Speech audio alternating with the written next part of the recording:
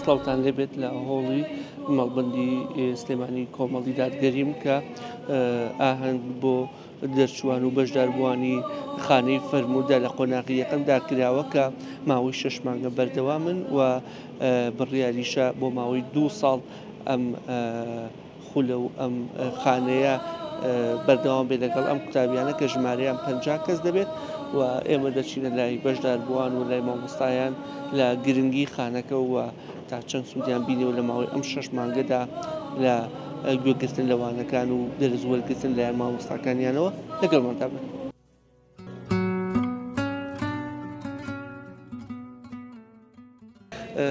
مامۆستاگیان جەنابەت وەکو بەڕێوەبەری خانەکە پێم خۆشە بە وردی خانەکەمان پێ بناسیێنی و پێم وایە مۆڵەتیشان لە حکوومەتی عێراقی وەرگرتووە زانیاری زیاترمان لەسەر خانەکە و زیاتر پێمان بناسیێنیت. بنای خۆی گەورە زۆر بەخێر بێن دیارە ئێمە وەکو دامەزراوی پەروەردەیی مەڵبەندی سلێمانی خانەی فەرموودە سلێمانیمان کردوێتەوە ماوەی 6 مانگە بێ قۆناغی یەکەممان وەرگرتووە ژمارەیەک فێرخواز خوێندنی قۆناغی یەکەمیان تەواو کردو سپاس بخوا و ئینشاءالله لە داهاتوویەکی نزیکیشە قۆناغی دووهەم و هەروەها یەکەم ڕائەگەێنینەوە بۆ ئەوانەی کە دەیانەوێت درێژە بە خوێندنی قۆناغی یەکەم بن و هەروەها بیانوێت لە قۆناغی یەکەم دەست پێ بکەن. دارولحەدیث خانەیەکی فەرموودەیە تایبەتە بە زانستە شەرعیەکان و زانستی فەرموودە بە تایبەتی تایبەتە بە هەموو بوارەکانی فەرموودەناسی و بڵێن مۆڵەتی فەرمیمان لە فەرمانگەر خراوە حکوومەکان وەرگرتووە کە هەموو ئەوانی کە تەخەڕوج ئەکەن لەم خانی فەرموودەیە بە فەرمی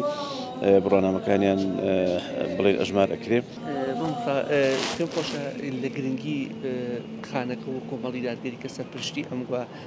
ڕاستەوخۆ لە ئەنجومەنی سیاسی کۆمەڵی دادگەری و سەرچاوی گرتووە تا چەند گرنگە لەوەی کە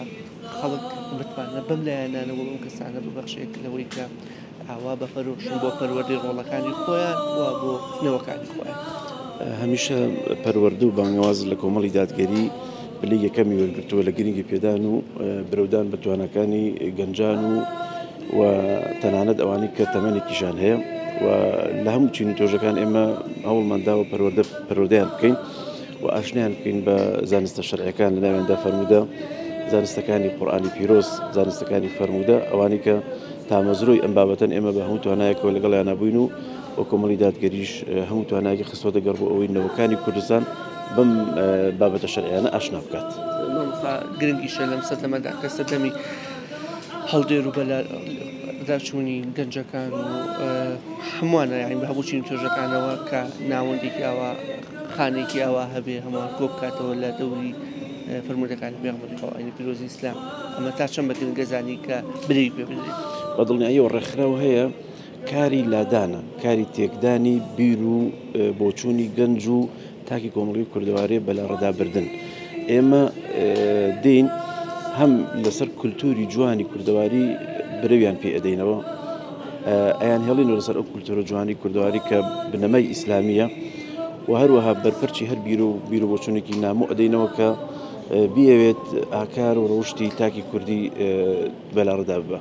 ئێمە ئینشاءڵڵا هەموو هەوڵێکمان ئەوەیە و ئەم خانی فەرموودێش بەشێکە لەو هەوڵە جوانانەی کۆمەڵی دادگەری کە دەیەوێت گەنجەکانمان بێنێتەوە جارێکی تر ئاشنا بکاتەوە بە فەرموودەکانی پێغەمبەری خوا درود و خار لەسەر بێ ڕەوشت و ئاکارەکانی ئەو پێغەمبەرە درود و خار لەسەر بێ لە سەردەمێکی ئاوادا کە ئێستا سەردەمی دنیاگەرایی و کوژگەراییە بێنینەوە سەر ڕێگە ڕاستەکەی خۆی. مامۆستاگیان تا چەند بە گرنگێزانی ئەم خانانە و کۆبوونەوەی هەموو چین و تۆژەکان لەم خانانە بۆ ئەوەی کە پەروەردەیەکی دروست و دوورکەونەوە لە هەڵدەر و بەلاڕدا چونکە ئەو کۆڵێ سەردەمی بەلاڕداچوون سەردەمێکە کە ئەڵێ فیتنە باڵایە لە دۆخەکەدا. بەڵێ سەرەتا بەخێر بن هەموو لە سەرکەوتوو بن ئینشاءڵڵا.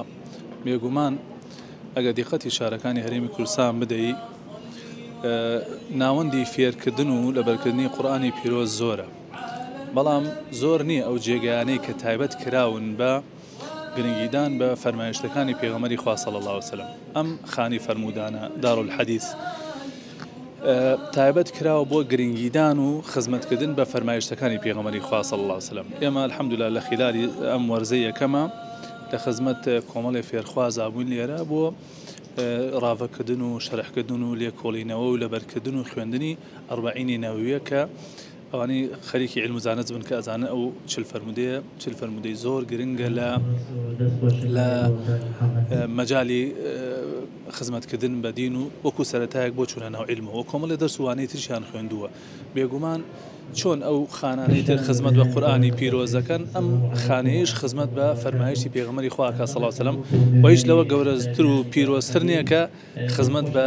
فەرمایشتی پێغەمبەری خوا بکرێت دواتر ڕەنگەداتەوە لەسەر ئەخلاق و ڕەوش و هەسوکەوتی هەموو ئەو قوتابی و خوێندکارانەی کە لەم خانانە بەشداریەکەن. مامۆستا ئەمانانە گرنگە بۆ هەموو چین و توێژە یاخود تایبەتە بە چین و توێژێک و لە ئاستێکە لە تەمەنێکا بێت. ئەمە جارە بە دەرەجەیەک ئەوانە لێ سوودمەنە بن کە بەشداریەکەن چونکە ئەمە خوێندنێکی ئەکادیمیە چەند ساڵێک بەردەوامە بێ دواتر لە ڕێی ئەمانیشەوە خەڵکانێکی تر بێگومان ئیسفادەی لێەکەن کە ئەمان هەرێکیان بخوانە بن بە مامۆسایەکە بن بە داعیەک بە کەسێکی شارەزا و خزمەتی دینەکەن و لە ڕێی ئەمانیش و کۆمەڵی خەڵکی تر لێ بەهرەمەند دەبێت ئینشاءالله. پشتی ئەم جۆرە چالاکیانەدان و برێوی پێدەدەن و داهۆش لە خەڵکی دەکەن پشتیوانی ئەم جۆرە ڕەوت و بزاوتە بکەن. بەناوی خۆی بەخشەندەی میرەبان دیارە بۆ کۆمەڵبەندی سلێمانی بە تایبەتی بەشی پەروەدە تەرکیزێکی زۆرمان لەسەر پەروەدە بووە لە ناو شارە بە ژمارەی ئەنجومەنەکان تقریباً بنکەمان هەیە لە هەموو گەڕەکەکانە بنکەمان کردوتەوە تەرکیزمان لەسەر پەروەدە بووە پەروەدەیەکیش بەو ئاراستەی کە زۆر حیزبیانە نا بەڵکو مافی هەموو کەسێکە کە بەشدار بێت لە دەورەکانمانە ئەنجا جگەل لەوەش کە هەموو شەریحەکان و هەموو جیلەکان لە خۆگرێ پێی تەمەنەکانیش هەمانە ئەمەش ئەمڕۆ کە تەخەڕوجی کۆمەڵێک قوتابیە کە لە خانەی فەرموودە کە لە فەرمودەی پێغەمبەر صلی الله علیه و سلم کە گرنگیەکمان پێداوە دیارە هەلەم هەفتەیە 5-6 مناسبەمان بووە و کارەکە شەگەڕێتەوە بۆی کە کۆتایی عوتڵەی سەیفیە ئێساکانە هەموو بەرهەمەکانە دروینەوە بۆ نەتیجەکان لە ئێساکانە دەرەکەوێت لە هەموو بنکەکانیشە هەر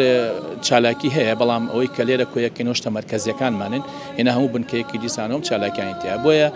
بۆ بەرزڕاگرتن یان بۆ مانەوەی ئەخلاقی جوانی میلەتەکەمان کە ئێمە سەرچاوەی ئەخلاقمان وەرگیراوە لە کللتورە نەتەوەیەکە و لە کللتورە ئاینیەکە کە سوپاس بۆخوا کورد دەستنەمنانە لەگەڵ ئاینە و بەردەوامیش بەو ئەخلاقیاتە خۆی جۆشداوە بۆیە ڕەنگە هەندێک دەست و نەیار هەبێ بۆیە و خەڵکە لەو ئەخلاقە جوانە دوور خاتەوە بۆیە بنکانە شوێنێکی پێویستن بۆ ئەو خەڵکە لەسەر ئەو ئەخلاقە جوانە بمێنێتەوە پێویستمان بۆ شەیە کە خەڵک پشگیر بێ و مناڵەکانیان بنێرن و لێرەکانە مستەفید بن بۆ ئەوەی بتوانن پارێزگاری لە ئەخلاقی باو باپیران و ڕەسەنی کوردایەتی بکەن.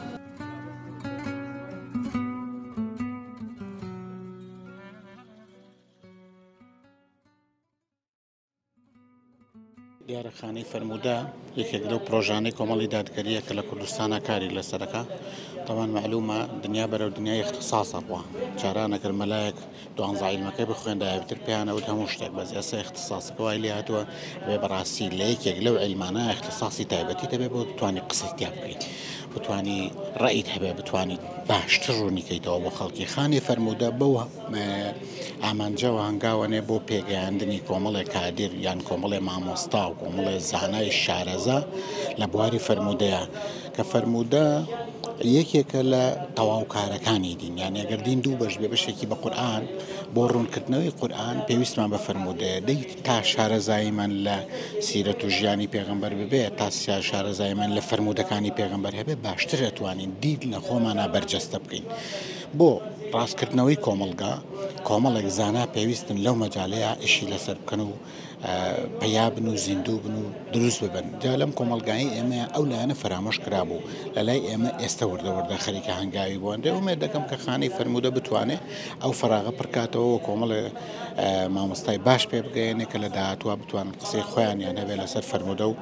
سیرەتی پێغەمبەر سەڵات و سەلامی خوای لەسەر بێ مەسەڵەتە چەند گرنگە بڵێن بوونی حزبی و کۆمەڵی دادگەری کە هەمیشە گەنجەکانمان کۆ دەکاتەوە لە چوارچێوە و لە هۆڵ و لە شوێنی ئاوا خێردا کە خەڵکیش پشتیوانی لە حیزب و تەوژمێکی هاوشێوە بکەندەوەی کە بەپێچەوانەوە بەڵێ دیارە کۆمەڵی دادگەری یەکێکە لەو حیزبانەی کە لەسەر گۆڕپانی کوردستان هەمیشە هەوڵی داوە بۆ پێگەیاندنی ئەندامەکانی بۆ پێگە ئەو کەسی کە لە کۆمەڵ نزیک بوو بێتەوە ئیلا ئیستیفادەیەکی کردووە سوودێکی وەرگرتووە جا بەشە زۆرەکەی سوودەکان لە لای کۆمەڵی دادگەری سوزە قیامەتیەکانە فێری علومی شەرعیەکە بێ بە مامۆستا لە زانستی فەرموودەیە پێگەیەنێ لە زانستەکانی تر و لە تەجوید و لە قراءات ئیجازە وەرەگرێ و شایەدێک پێیاکە ئەم هەوڵدانەی کۆماڵ بەڕاستی جێی تەقدیرە و مسلمانانی کوردستانی زۆربەی ئەو ئازانن ئەم ستەیجە ئەم سەکۆیە کە دروست کراوە کۆمەڵ و یەکگرتو و حیزبەکانی تر توانیویانە ستەیجێک دروست بکەن کە ئێستا زۆرێک لەو کەسانەی لەناو ڕێکخراوەکانە ئیشەکەن لەسەر ئەو ستێجە خەریکی داوا و بانگوازن ئەمە کێ خاوەنیەتی بەڕاستی کۆمەڵی دادگەری بە حیزبەکانی ڕابردووشەوە بە بزوتنەوەکانەوە بە یەکبوونەوە بە یەکگرتووی ئیسلامیەوە ئەمانە خاوەنی ئەم ستەیجن ئەم ستەیجە پێویستە بەردەوام بێ یعنی پێویستە کادری باش کارکتەری باش هەبن تاوەکو بتوانن کە بەڕاستی ئەم کوردستانە نێڵین بەلا ڕێدا بدرێت چونکە خۆتان نزان یعنی دوێنێ و پێرێ لە زانکۆی ئەمریکی شتێک ڕوویدا کە بەڕاستی ئەگەر حیزبە ئیسلامیەکان نەبن ئەمانە ڕۆژانە دووبارە بێتەوە ئێستا بۆ دووبارە ناوێتەوە لەبەرەوە ئەم ستەیجە دروست بووە الحەمدولله بە ڕووبوونەوەی ئەو تەوژمە تاوەکو ئەم حیزبە ئیسلامیانە بەهێز بن و کارابن و خەڵکیان لە دەور بێ بە تەکید ئەو بەرامبەرەکە دوژمنەکان نەیارەکان ئەوانەی کە دژایەتی ئاینی پیرۆزی ئیسلامەکەن دوورەکەونەوە زەعیفە بن و لاوازە بن بە نەمانی ئەمان بە زەعیفبوونی ستەیجە ئیسلامیەکە حیزبە ئیسلامیەکە گۆڕەپانە ئیسلامیەکە گۆڕەپانەکەی مخالف بەرامبەر بەهێزە بێ و کاتە کۆمەڵگاکەمان بەلا ڕێدابرێ بەداخۆ قوتابیان پێم خۆشە باسێک لە ئەو سوودانە بکەن کە لە ماوەی خوێندنی ئەم چ فەرموودە داوانەکانی دیکە تا سوودان لێ وەرگرتووە قاساشان لێ کردووە سەرەتا بەخێراتنی کاناڵی پەیامەکەم دیارە ئەم خولانە کە خولێکی تایبەتە بەڕاستی چۆشی ئێمە ئەوانەی کە پێشتر ئەمان بیستان هاشتی تایبەت بشتی با بڵێن نەزەری بوو ئەم نەزەریە وای لێ کردوین یعنی تەنها کاتێک بۆ تێپەڕی ڕۆشتووە بەڵام ئەمانە لە ژیانی ڕۆژانەمان ڕەنگ ئەداتەوە ئەبێتە واقع چۆکێ مە بە واقع ئەیبینین ئەوەی عملی جیاوازتر لەوەی کە نەزەری توێ هەستی پێکەی بۆیە ئەمانە بەڕاستی گۆڕانکاری زۆر لە هەمان دروستەکە و هەروەها واشی لێکردوین بەڕاستی کە بزانین فەرموودە چییە جاران فەرموودە هەروەکەوە تێگەشن فەرموودە چییە چەند وشەیەکە تەواو بەڵام ئێستا محتەویاتی فەرموودە ئێگەی فەرموودە لە چی پێگاتووە فەرموودە هەروەنێ صحیحیان ضعیفە بۆ ضعیفە ئەی بۆ صحیح نەبێت ئەی بۆ حەسەنە ئەی بۆ مەوزوع نەبێت نە مەرجی هەیە ئێمە مەرجەکان تێگەشتین ئێمە بە مەرحەلەکانی تێگەشتی فەرموودە سەرکەوتوین ئەم مەرحەلانەکە تی ئێگەی ئەزانی مەهامی فەرموودە لە چیە ئەزانی گرنگی لە چیە بۆچی سەردەمەکانی پێشوو لە سەردەمی پیامبەر حاسەسم بۆچی سەحابە پێگەشتووە چێ بە واقع لە واقع ژیاوە بڵێ ئێمە لە نەزەریان ژیاوین تا ئێستا کاتێک کە ئەمانە ئەبینی ئەچیتە واقعەوە کە چیتە واقعەوە ئەو کاتە ئەبێتە ئەمری واقع بەسەرتەوە ناتوانێت جێبەجێ بکەیت لەسەرەتای پرسیارەکەم داوتم قازانشان چی لێک دۆ چووکە من سەروەتێکە بۆ قیامەت کاتێک کەسی مامەڵەی لەم دنیاکە قازانجێکی دەستەکەوێ مادی بەڵام قازانجی ئێوە قیامەتیە ئەم قازانجە قیامەتیە تا چەند هەمتانەیە لەوەی کە بەردەوام بن لە قۆناغەکانی دیکەش شکۆمە قۆناغی یەکەم و سێ قۆناغی دیکەماوە و داواکاریش چیە لە خەڵکیش هاوشێوەی جەناب و بەشداری بکەن لەم خانەی سوودەکانی ئێمە سوودی یەکەمی ئێمە قیامەتەچکی ئێمە کە خۆمان فێری بین دوای خۆمان کەسانی سوودمان لێ ئەبینێت تەنها من پێشەکە کتێبێک بکەن بۆ خۆم بخێنێتەوە ئێستا بۆ خەڵکێکم خەڵک سوودیەیە پاشان ئەم سوودە قیامەتێ بۆ من سوودیە بێ کەسانی دوای خۆشم ئیسفاد لە منەکەن واتە پاش نەمانیشم خەڵکێکەیە لە من سوود وەرگرتووە من ئێستا کاتی خۆی تەلەبان بۆ لە نەوەدەکانە دەردم پێوتوە ئێستا ئیمام خەتیبە ئەمە ئەم پیاوە چەند کەسی دەست ئەمە بە ئیمام خەتیب ئەبێ بە قوتابی قورئان ئەبێ بە قوتابی فەرموودەکانی پێغەمبەری خۆتام کاتە سوودێکی قیامەتی لە بڕاومانەیە ئەبێتە سەدەقەی جاری بۆ دۆڕۆژمان خوا بتپارێزێ ناوەندی هاوشێوە کۆمەڵی داگەری کە سەپۆرت و پاڵپشتی ئەم جۆرە چالاکیانەکە تا چەند گرنگە ئێمەش پشتیوانیان بین هاوکاریان بین دەستباریان بین لە قۆناغەکە پێویستیان بە ئێمە بوو ئێستا ئێمە کە ئەمانە پێئێگەن ئیشەڵا بۆ داواتی ئێمە ئەبێنە مامۆستا ئەمە پشتیوانە بۆ خەڵکی غێری خۆشمان بەیانی من لە سوێنی ئەنجومەنەکەمان لە سوێنی مەحەل و کۆڵان و بڵێن گەڕەکەکەم ئەو سوێن کە تێ ئاژیم ئەمانە ئەبێتە دەست پێ کەمە لێ خەڵک بڵاوی پێکەمە تەنها لە خۆمە قەتیز نەمێنێ بۆ چوادەری خۆشم سوودم بە خەڵکە بێ ئەو کاتە سوودەکەی من تەنها لەسەر شانی خۆم نییە بە پێشوانەوە تەوزیعەکەم بە خەڵکی غێری خۆشم کاتە ئەم سوودانە ئەبێتە ڕنگدانەوە خەڵکی تێستایی چالمونەکە مامۆستای فڵان کەس چیەکە ئەی قوتابەکەی میش ئەبێ هەمان ڕێچکەی من بگرێ و کاتە ئەمە سوودێکە سوودێکی هەمیشەیە بۆ قیامەتیە وەکو سەرتاش باسم کە ئەمە سەدەقەی جاریە بە من ناوەستێت بۆ دوایمش بڵاو بێتەوە جناب تاوەکو دایکێ لە قوتابیەکان کە ئەمڕۆ هاتوونەتە ئێرە چۆن بۆ هاتوون و بەم شێوازە پاڵپشی لە کچەکەتان بکەن لەوەی بەردەوام بێ لەم جۆرە وانە خوێندن و دەرزانە؟ بەڵێ وەڵا سوپاسانەکەم بەخێر بنێخوا بەس الحەمدولیلا شتێکی باشە ئینشاءڵڵا هەموو مناڵێک بتوانێ هەموو کەسێک بتوانێ بەشداری بکە شتێکی زۆر باشە خوای گەورە سەرکەوتویان بکە ئینشاءڵڵا. بوونی ئەم دەرز و ئەم ناوەندانە بە گرنگەزانی بۆ پەروەردەکردنی منداڵەکانمان و وەنەوەکانمان؟ بەڵێ یارە وەڵا زۆریش چۆن زۆریش گرنگە و خۆزگار لە هەموو شوێنێک ببووە تا هەموو کەسی بتوانێت بەشداری بکات. وەکو بەشداربوویەکی مەدرسە عەبدوڵای کوڕی عومەر وەکو بەشداربوویەکی مەدرسەی دارولحەدیثین الحەمدولیلا تا ڕادێکی باش بەشداریمان کرد و توانیمانە بەپێی توانای خۆمان سەرکەوتنێکی باش بەدەست بێن وە داوا لە هەموو خوشکانەکەم یعنی ئەو ڕێگە تاریکەی ژیان کە دڵی تاری کردوون و لە ماڵەوە خۆیان بەندکردەوە بێنە دەرەوە لەو تاریکە بەرەو ڕۆشنای ژیان و هەنگاو بنن بۆ ئەم مەدرسانە بەڕاستی ئەم عیلمانە بۆ ئێمەی موسڵمان بە تایبەتی بۆ خوشکان زۆر ضرورە چونکە دنیای ئەمڕۆ دنیای ئیعلامە دنیای دوو لە ڕوئەوە فاحیشە و بەرڵاییە لە ناو خەڵکە خوشکانمان هەمووی خۆی خزانۆتە ژوورەوە یەکێک بە مەبەستی ئەوەی کە مناڵەکەی نایاڵێک کە مەبەستی ئەوەی کاتی نییە باوەڕ و قەناعەتکەن ئەم مەدرسانە ئەوەندە ضرورە بۆ ئێمەی موسڵمان یعنی گوناحە لە ماڵەوە خۆمان بەست بێتەوە نین خۆمان لەم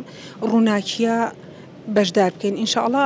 داوا لە خەڵکی ئەەکەم هەر هەمویان هەموو خوشکان پۆل بنەناو ئەم مەدرسانەوە چونکە بەڕاستی ئەم مەدرسانە جێگەی خۆیەتی پڕ بن لە خوشکانی بەڕێز بۆ ئێمە ضرور و بە ضرورەتی زۆر گەورەی ئەزان بەڕاستی خۆی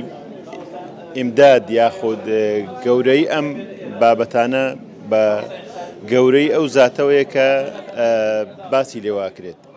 ئەو بابەتانی کە خۆدری هەمووی وابەستێ پێغەمبەری خوا عەلەیهی سەڵات وەسەلام پێغەمبەری خوش عەلەیهی سەڵات وەسەلام چەقە لە دینە قورئان ئەو شریعەتەیە کە خوای گەورە نردوێتی بەڵام پێغەمبەری خوا عەلەیهی سەڵات وەسەلام ئەو چەقەیە کە پێویستەکە هەمومان بگەڕێنەوە بۆی حتا خوای گەورە خۆشەویستی خۆی وابەستە کردو بە خۆشەویستی پێغەمبەری خوا عەلەیهی سەڵات کا فەرمێ لە سورەتی آل عیمران بعد أعوذ بالله من الشيطان الرجيم قل إن كنتم تحبون الله فاتبعوني يحببكم الله يعني حتى شوێن کەوتنی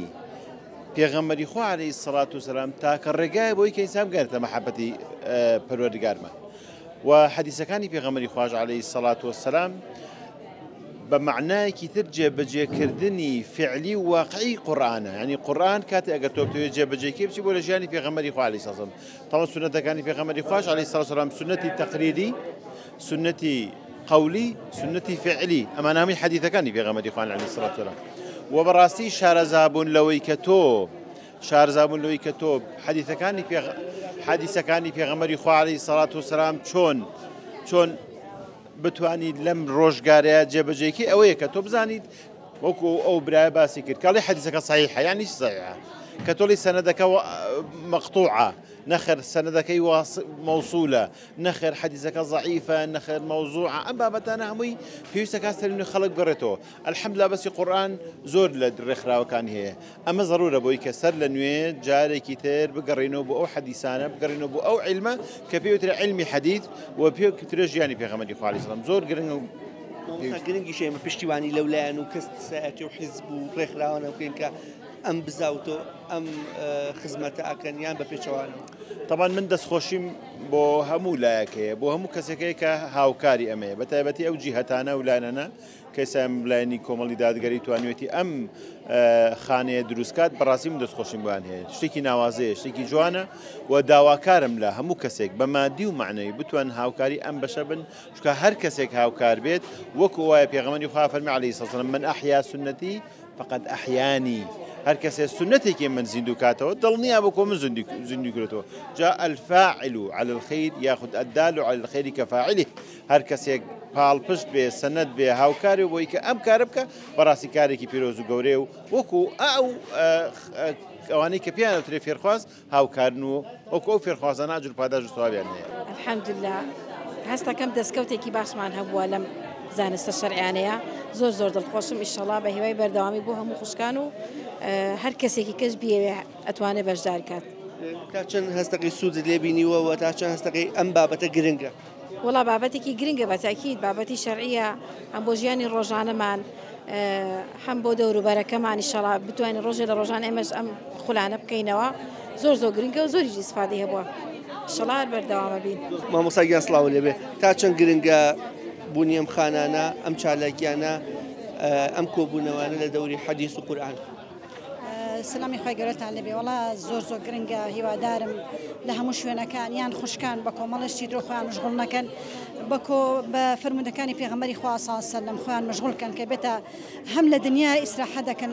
لە بەروبوومەکەی حەسەن و هەم بۆ قیامەتیش پاداشی هەیە هەم بە شەفاعەتی پێغەمبەری خواکەن صلی الله علیه و سلم هەم ئەرکێکیشمە لەسەر ئێمە مسلمان کە ئێبێ ئێمە شوێنکەوتی پێغەمبەری خوا بین صلی الله علیه و سلم بۆیە ئەم شوێنانە گرنگە داواکەم ئەوەی کە بەشدار نیەتیایە ئەوەی کە ئاگای لێنی ئینشاءالله بە ئاگا بێتەوە شوێنکەوتی فرمودەکانی پێغەمبەری خوا بین صلی الله علیه و سلم هیوادارم کۆمەڵی دادگەری زیاتر پەرە بدا بەم شوێنانە بە عیلمەکان تا بۆ ئەوەی کۆمەلگاکەمان بە کۆمەلگایەکی بەرەو دینداری و بەرەو چاکەکاری و بەرەو باشی بڕوات.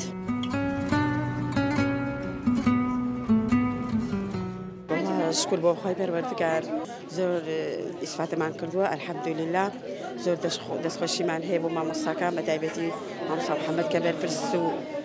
بەڕێوەبەری خولەکە بووە زۆر سپاس ستایشم بۆ خی گەورە و پاشان زۆر سپاس مامۆستا محەممەد چیمەنیەکەین کە سپرایزێکی گەورەی بۆ کردبووین و سەنەدی کتێبی ئەربعینەی پێبەخشین زۆر خۆشحاڵی کردین زۆر سپاسیەکەین دووبارە دەستان خۆش بێ لە شتان ساغی هەموو لاکدار. سڵاو وەکو گەنجێ تا چەند دڵخۆشی بەشداری کردەوە ئەمڕۆ بڕۆنامەوە. سەرەتا سەلام عەلەیکوم زۆر دڵخۆشم یعنی کە من لەم حەدیثە بەشدار بووم ئەلحەمدولله ئەتوانم بڵێم لە داهاتوە ئینشاءالله پێگە و ڕۆڵەی خۆی لە کوردستانە زیاتر بکە و تەلەبە و قوتابی تر زیاتر بەشدار بن چکە بەجددی لە ئێستایە کە هێرشێکی زۆر هەیە بۆ سەر حەدیثەکانی پێغەمبەری خوا صلی الله علیه و سلم ئێمە ئەتوانین لێرە زیندوو کەینەوە و بەردەوام بین ئینشاءالله بیگەین بنەوەکانی دوا خۆمان و من لێرە ئەتوانم بڵێم دایک ڕۆڵێکی گەورەی هەبووە لە پێگەیاندنی یەک بێکی زاناکانی دارالحەدیث چکە بەجددی هەر زانایەکە ئێمە خوێندومانە سیر ئەەکەین هەمووی دایکان هاندانیان بوون ئیمام مسلیم ئیمام بوخاری هەموو ئیمامەکانی تر کەواتە هەموو دایکان ئەتوانن جارێکی تر هاوشانی برایان هەوڵ بن مناڵەکانیان بهێنە ئەم شوێنانە بۆ ئەوەی حەدیث جارێکی زیندووکەینەوە ئینشاءالله لە دڵی نەوەکانمانە. خاتون وەکو بەشدارێک وەکو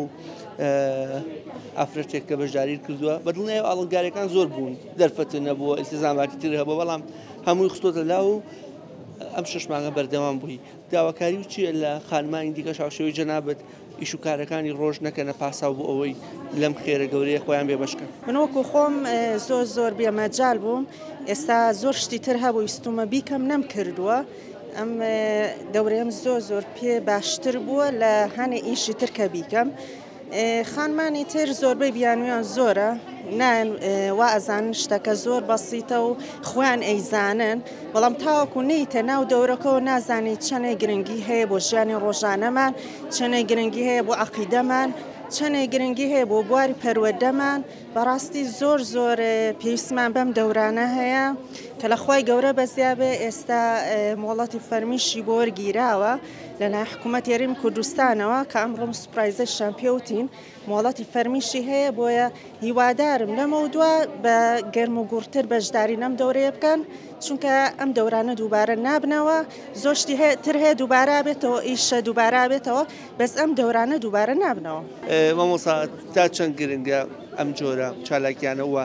بە تایبەتی کە جەناب خانووی کۆکردنەوەی خانمانە دەوری ئەم فەرمودانی پێغەمبەری خوا صلی الله علیه و سلم لە خانەیەکی ئاو پیرۆست. دەستان خۆش بێ هەڵە ڕاستیە یەکێ لەو بابەتانی کە گرنگە بۆ خاتونان بابەتی علم و زانستە دینیەکانە الحەمدولله ئەتوان بڵم ئێستا لە ڕووی تەفسیری قورئانەوە خاتونی زۆر بەهرەمەندمان هەیە بەس بابەتی حەدیثی پێغەمبەری خوا صلی الله علیه و سلم کەمتر ئافرەت توانیانە لەو بارەیە ئەس بخوان تاو بدن و بتوانن فێر ببن و الحەمدولله ئێمە یەکەم هەنگاومان دەست پێ کردووە ئەمڕۆ قۆناغی یەکەمی مدرسەی دار حەدیث الحەمدولله قۆناغی یەکەمی بە پایان گەیشتووە و دڵمان پێیان خۆشە کە ئینشاءالله ئەوانە بن لە جێ طموحی ئێمە بن و لە داهاتوە ببنە ڕاوی بۆ فەرمودەکانی پێغەمبەری خوا عەلەیهی سەڵات وەسەلام. لە کۆتاییدا بەشداربووان و قوتابیانی خانەی فەرموودە کە لە قۆناغی یەکەمدا بەشداریان کردبوو لەگەڵ مامۆستاکانیان و سەرپەرشتیارانی خانەکە ڕسمی کۆتایی دەگرن بە بڕوانامەکان و بەو سوپاس و پێزانینەی کە وەکو هاندانێ بۆیان کراوە لە ماوەی ڕابردوودا بەشدار بوون تا ئەوەی لە سێ قۆناغەکەی دیکەشە بەشداری بکەن و خانەی فەرموودە داوا دەکات هەموو چین و توێژەکان هاوشێوەی ئەمان بەشداری بکەن و تا لەو ڕێگەیەوە نەوەیەکی تەندروست و ئاینپەروەر بێتەکایەوە تا بەرنامە و بە یەگەیشتنەوەیکی دیکە بۆ خودایەتان دەسپێرم کە سپاردەسایە